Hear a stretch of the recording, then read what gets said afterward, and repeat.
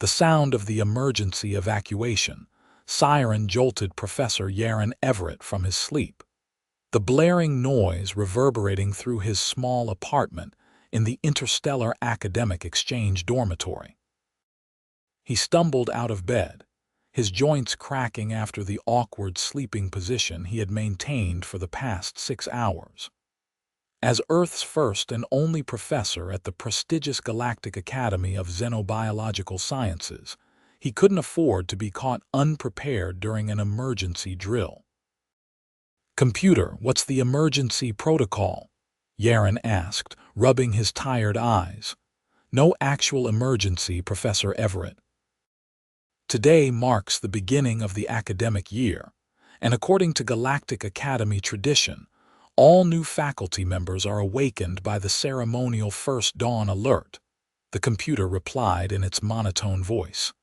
Yarren groaned. Of course, he should have remembered reading about this tradition in his orientation materials. He glanced at the time display, the equivalent of 4:30 a.m. Earth time. His first class with the alien students wasn't scheduled until what would be 9 o'clock a.m. Earth time. "Computer, prepare my morning routine." "Standard Earth coffee, extra strong today," he muttered, stretching his arms above his head. A series of loud pops and cracks emanated from his spine as he twisted his torso from side to side. Immediately, the apartment security system activated, bathing the room in a pulsing blue light. "Biological anomaly detected. Scanning for structural damage," the computer announced. "Cancel scan," Yarren said quickly.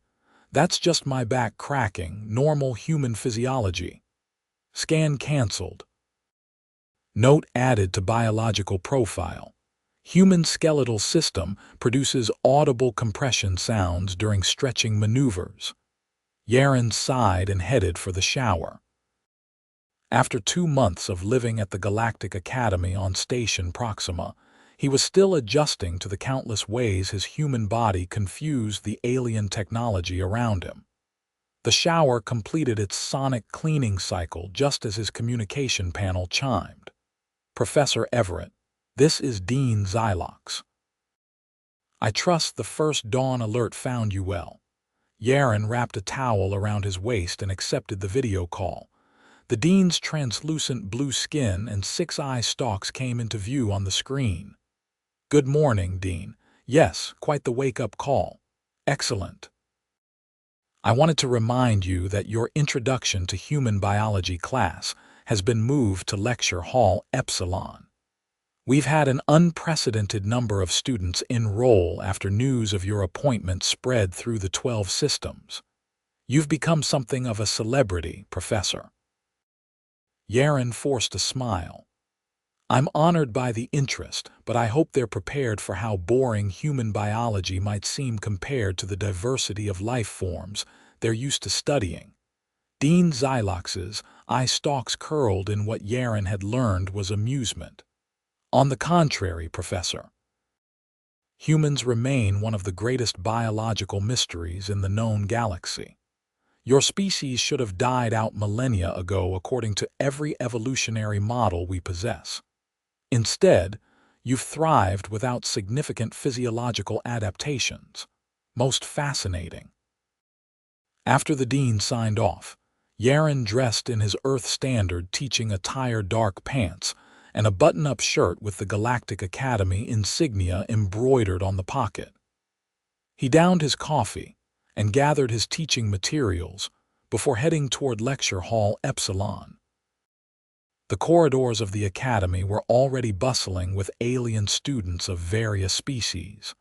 Most gave him a wide berth, some out of respect, others clearly from caution. Humans were still relatively new to the galactic community, having only achieved faster-than-light travel 30 years prior. Earth maintained minimal diplomatic presence in galactic affairs, preferring instead to focus on scientific and cultural exchanges. Yarren was lost in thought when a small hovering drone appeared in front of him. "Professor Everett, You are requested to provide a bioscan for entry to Lecture Hall Epsilon. Of course, he replied, placing his palm on the drone scanner. Bioscan complete. Warning.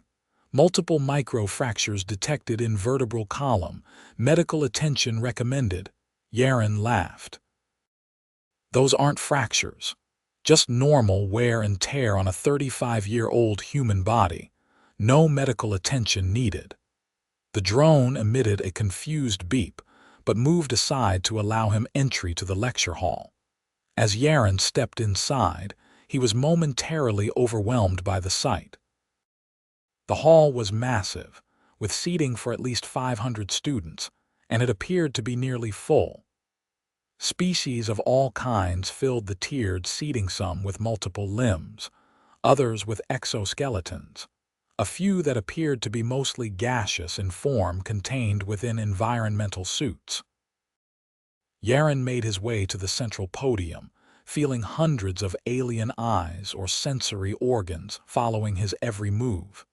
He placed his materials down and stood straight, taking a deep breath. Good morning, everyone.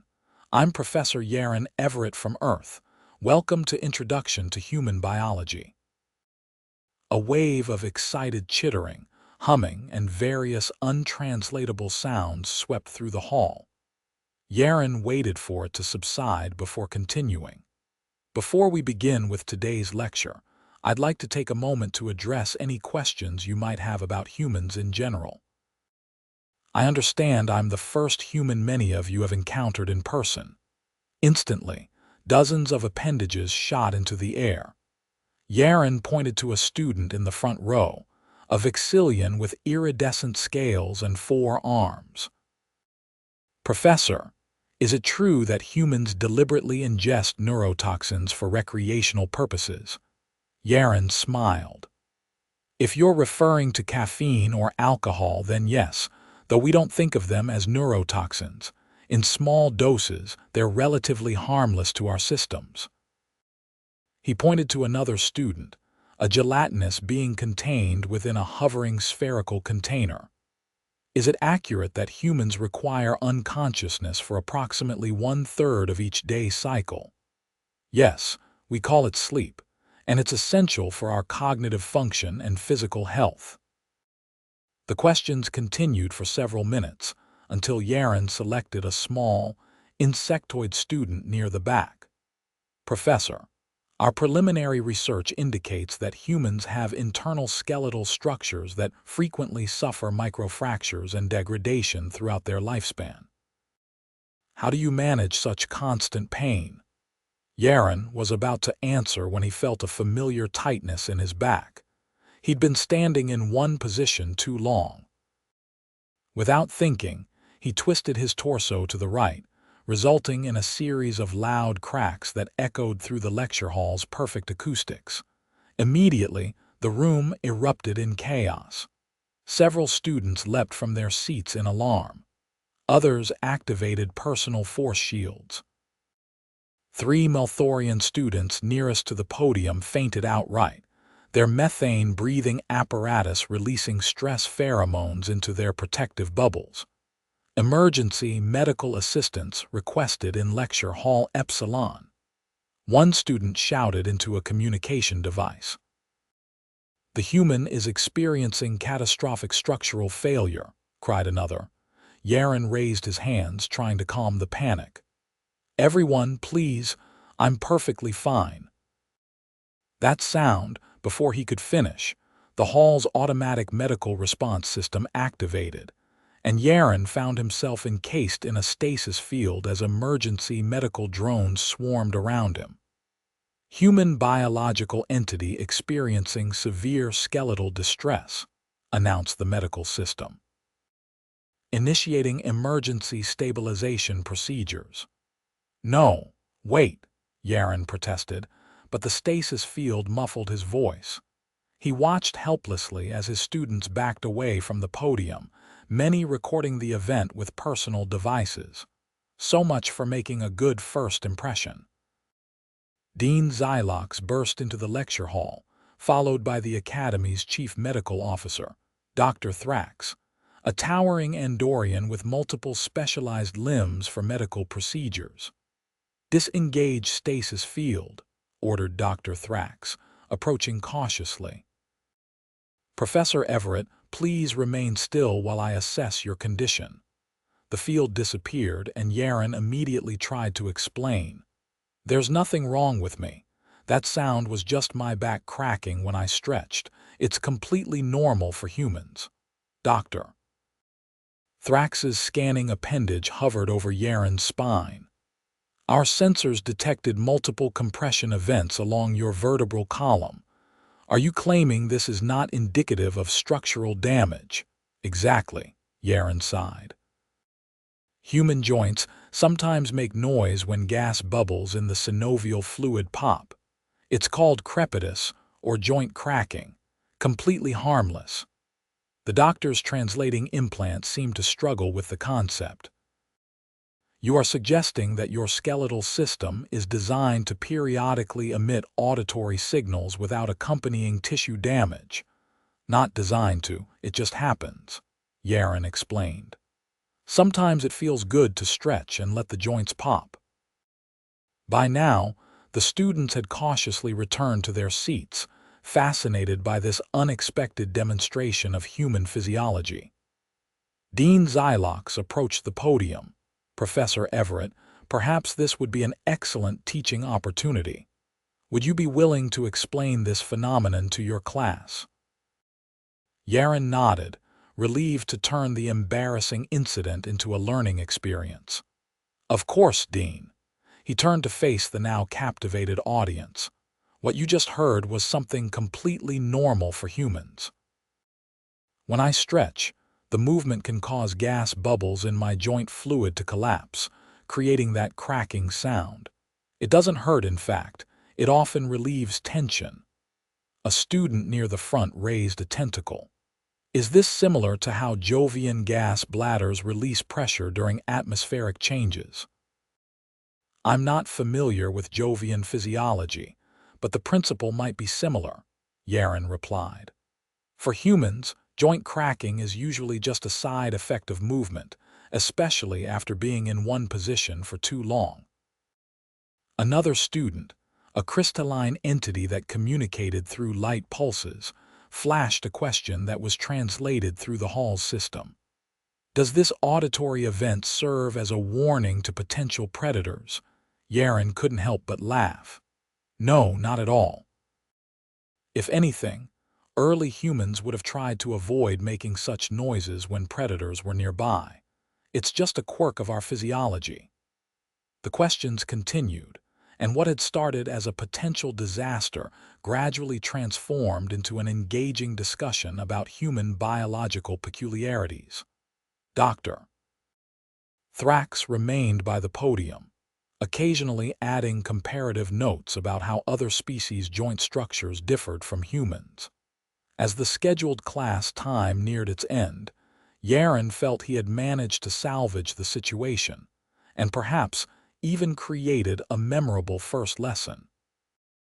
"For next class, please review the materials on human cardiovascular systems, and try not to worry if you hear strange noises coming from me. I promise I'm not breaking." This earned a wave of translated laughter from the class. As the students began filing out, many approached to ask additional questions or simply to observe him more closely. One student, a tall, willowy being with a reflective silver epidermis named Lirith, lingered longer than the others. "Professor, I serve as president of the Xenobiology Student Association. We would be honored if you would attend our welcome gathering this evening. Many students are eager to learn more about humans in a less formal setting." Yarren considered the invitation. His orientation guidelines had encouraged faculty participation in student activities to promote cultural exchange. "I'd be happy to attend. Thank you for the invitation." "Excellent." Lirith's skin rippled with patterns that Yarren assumed indicated pleasure. "The gathering begins at fourth bell in the observatory lounge. There will be sustenance compatible with your biochemistry." After the last student departed, Dean Zylox approached Yarren. "Well handled, Professor. I apologize for not better preparing our medical systems for human physiological quirks." "No harm done," Yarren replied. "Though I think I'll prepare a list of common human sounds and behaviors for the medical staff. Might save us all some panic in the future." The dean's eye stalks bobbed in agreement. "A wise precaution. Oh, and Professor, the Academy Senate has requested your presence at tomorrow's session. They're quite interested in discussing the educational implications of having a human instructor. Your little demonstration today will certainly give them something to consider." After the dean left, Yarren spent the remainder of the day updating his lesson plans to include more detailed explanations of human physical characteristics that might seem alarming to non-human species. By the time the fourth bell rang, he had compiled a comprehensive guide that he sent to Dr. Thrax for distribution to the medical staff.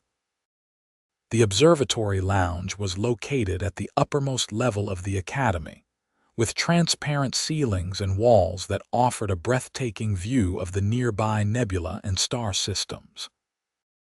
When Yarren arrived, the lounge was already filled with students from his class and others who had heard about the human bone cracking incident, as it was now apparently being called. Lirith greeted him at the entrance. "Professor Everett, welcome. We've prepared a designated area with Earth-compatible refreshments." Yarren followed the student to a small table that held what appeared to be approximations of human foods, synthesized fruits, something resembling bread, and a dark liquid that might have been intended as coffee or tea. "Thank you for the consideration," Yarren said, taking a cautious sip of the beverage. It tasted surprisingly like chamomile tea with honey. As he mingled with the students, Yarren found himself repeatedly asked to demonstrate the back-cracking phenomenon. After politely declining several times, explaining that it wasn't something he could do on command, he noticed a group of students huddled around a data display. "What's going on over there?" he asked Lirith. "Oh," the student's skin flushed a deeper silver. "Some students have been researching human physiology since this morning's event. They're quite fascinated." Yarren walked over to find the students watching historical Earth medical videos about joint manipulation and chiropractic adjustments. The footage showed a human chiropractor performing a particularly dramatic spinal adjustment on a patient, resulting in multiple loud cracks. The students watching reacted with a mixture of horror and fascination. "Professor," exclaimed a small, furry student with enormous eyes, "is this ritualistic bone breaking a common medical practice on Earth?" Yarren quickly realized he needed to provide context. "That's called chiropractic adjustment. It's a form of physical therapy that some humans use for back pain or mobility issues.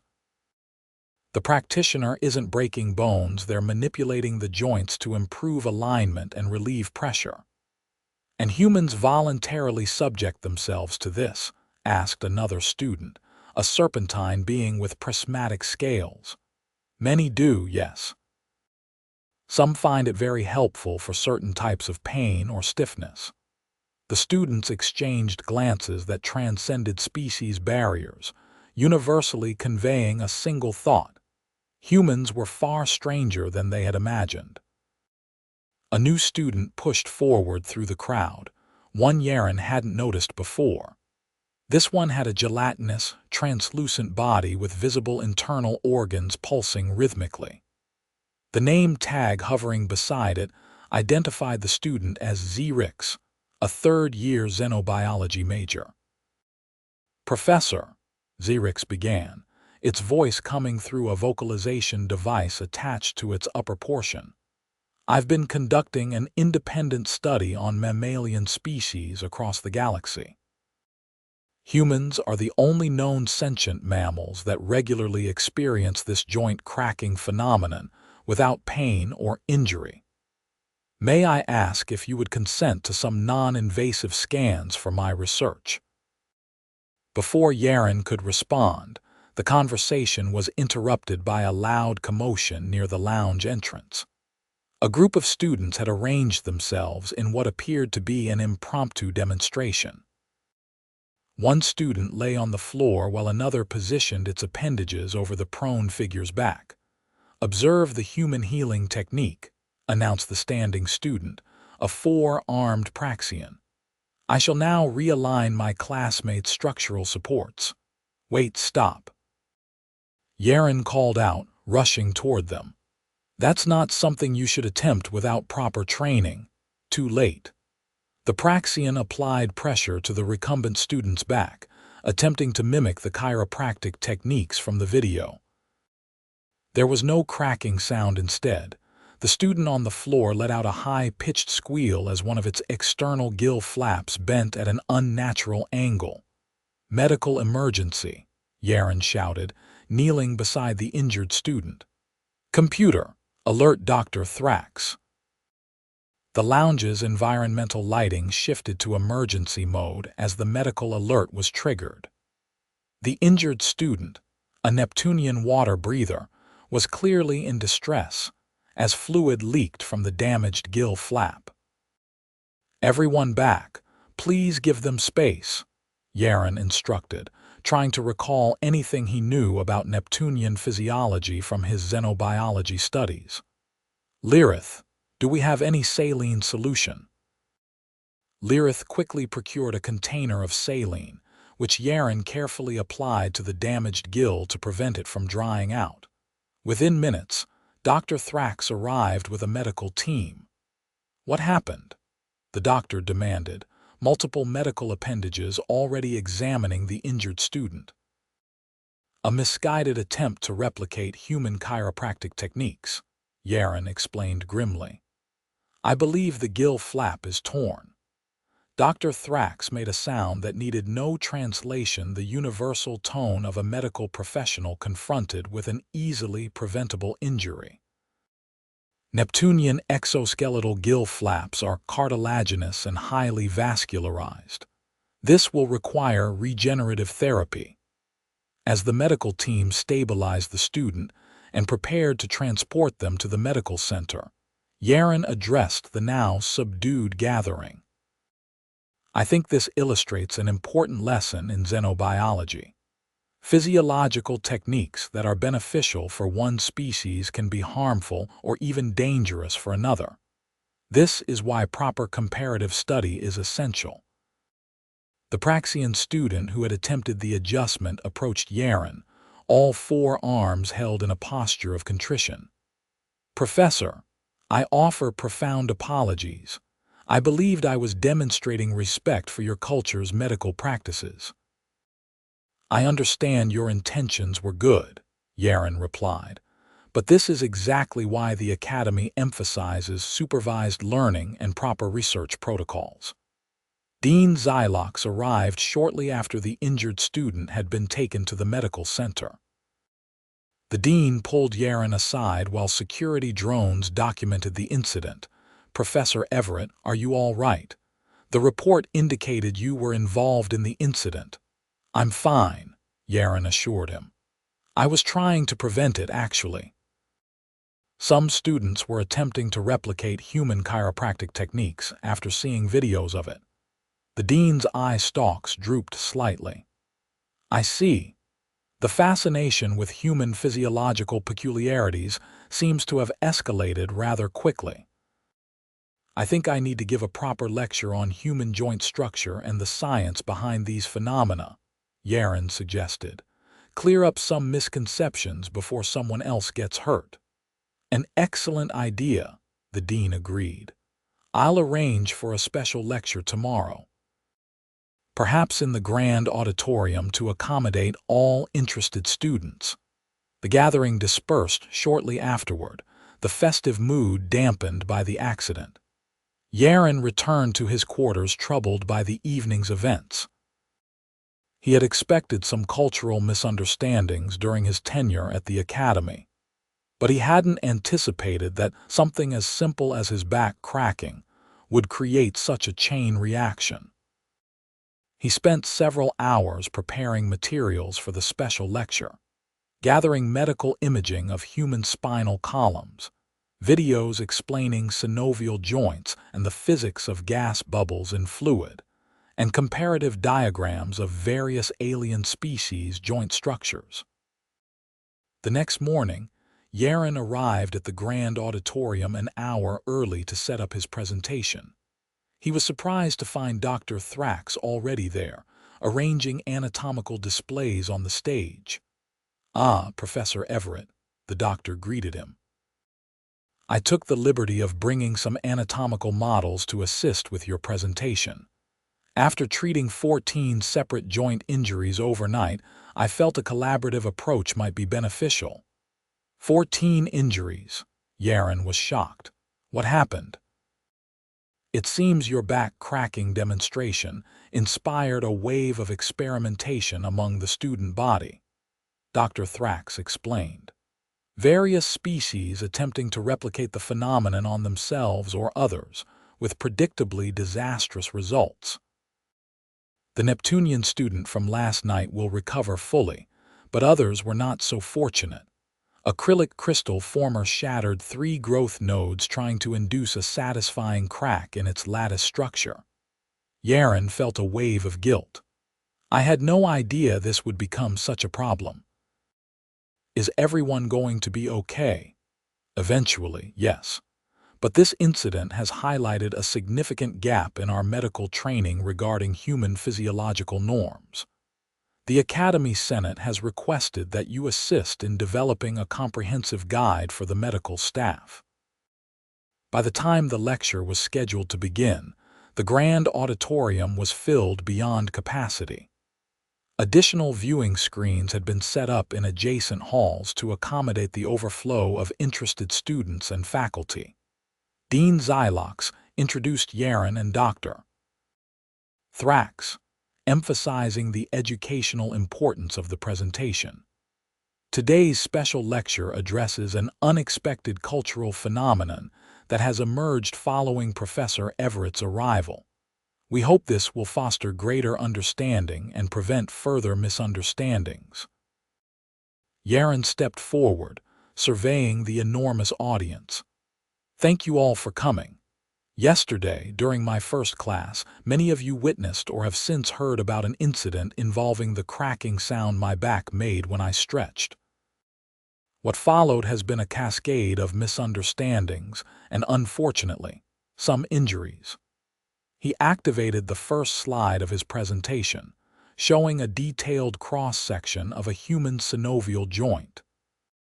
"Let me explain exactly what happens when human joints crack, and why it's both completely normal and entirely specific to human physiology." For the next hour, Yarren and Dr. Thrax provided a comprehensive explanation of human joint mechanics, the role of synovial fluid, gas bubble formation and collapse, and the physiological differences that made joint cracking possible in humans but potentially dangerous for many other species. "The key point," Yarren emphasized, "is that evolutionary paths create unique physiological solutions. What is benign or even beneficial for one species can be harmful to another. This is the foundation of comparative xenobiology." During the question and answer session that followed, a student asked the question Yarren had been expecting. "Could you demonstrate the back cracking sound again, now that we understand the mechanism?" Yarren looked to Dr. Thrax, who gave a gesture of approval. "Very well, but remember this is specific to human physiology and should not be attempted by other species." He stretched his arms above his head and twisted his torso slowly. After a moment, a series of distinct pops emanated from his spine. This time, instead of panic, the sound was met with fascinated murmurs and the soft whir of recording devices. "Notice that I experience no pain or discomfort," Yarren pointed out. "In fact, It often feels relieving because the movement helps release tension in the muscles surrounding the joints. After the lecture concluded, Dean Zylox approached Yarren with news that would reshape his academic year. "The Senate was most impressed with your handling of this situation, Professor. They've approved funding for an expanded human physiology research initiative, with you as the primary investigator." "That's fantastic news," Yarren replied, "but I'm more concerned about the injured students. How can I help make things right? They're all recovering well," the dean assured him. "And they've requested to be included in your research initiative once they're cleared by medical. It seems your accidental demonstration has inspired quite a few academic pursuits." In the days that followed, Yarren worked with Dr. Thrax to develop protocols for the new research initiative. The injured Neptunian student, now fully recovered thanks to accelerated regeneration therapy, became one of his most dedicated research assistants.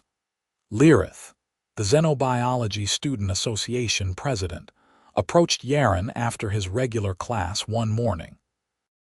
"Professor, we've been discussing ways to better integrate knowledge of human physiological norms into the academy community.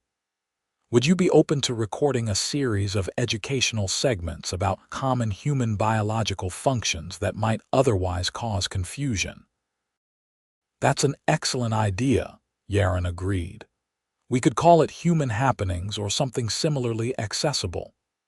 The first episode of Human Happenings aired on the Academy's information network 2 weeks later, featuring Yarren explaining the science behind sneezing. It became an immediate hit, with subsequent episodes covering hiccups, yawning, blushing, and, of course, joint cracking. 3 months into his tenure at the Galactic Academy, Yarren had become something of a celebrity not just within the Academy, but throughout the educational institutions of the 12 systems. His research initiative had expanded to include visiting human specialists in various medical fields, and the Academy had established the first ever Department of Human Physiological Studies, with Yarren as its founding chair. The infamous back-cracking incident was now referenced in orientation materials for all new alien students and faculty who might encounter humans.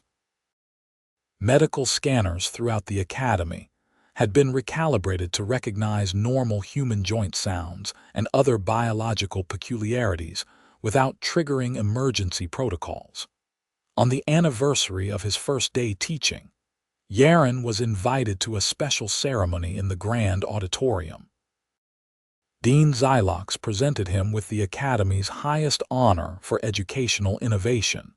"Professor Everett, your contribution to interspecies understanding has extended far beyond traditional academics," the dean announced to the assembled crowd.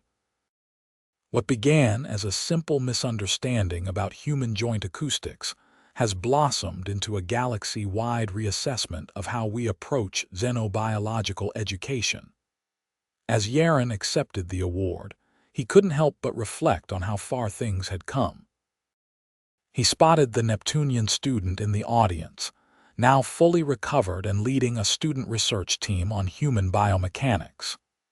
Lirith was there too, their silver skin gleaming as they coordinated the recording of the ceremony for distribution to other academic institutions. "Thank you for this honor," Yarren said into the translator. "When I arrived at the Academy a year ago, I never imagined that the simple sound of my back cracking would launch such an extensive scientific inquiry. But that's the beauty of education across species. What seems ordinary to one can be extraordinary to another, opening doors to new understanding." That evening, as Yarren stretched before bed, his back popping loudly in the quiet of his apartment, he smiled to himself. The computer no longer announced a biological anomaly or suggested medical attention. Instead, it simply noted, "Joint acoustic event recorded for weekly human physiology database update." What had once caused panic had become a catalyst for knowledge, a reminder that in the vast diversity of galactic life, even the smallest physiological differences could build bridges of understanding between worlds. And sometimes, the most profound educational moments began with something as simple as a stretch and a crack.